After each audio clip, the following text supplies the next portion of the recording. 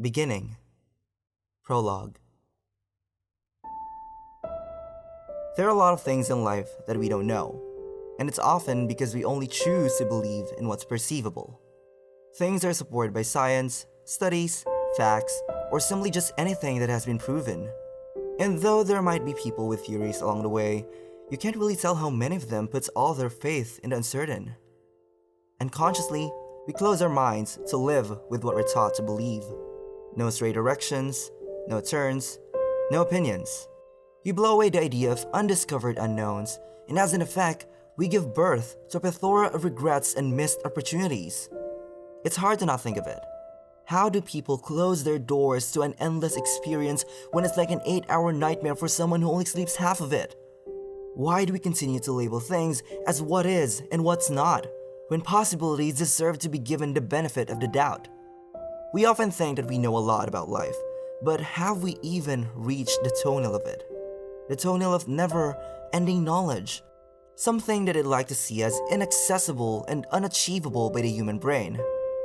As scary the uncertainty may sound, to me, it's beautiful.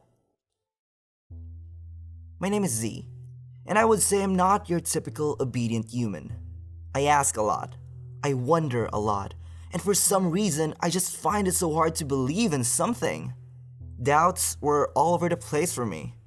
It always felt like there was something else from what is, that aside from what we see is probably something we never knew about. A lot would think I was stubborn.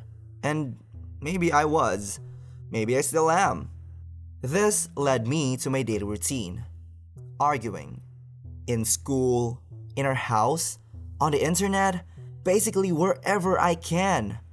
I always had a point to make, and if the other person doesn't believe it or would somehow disagree, I would go through the depths of hell just to explain it.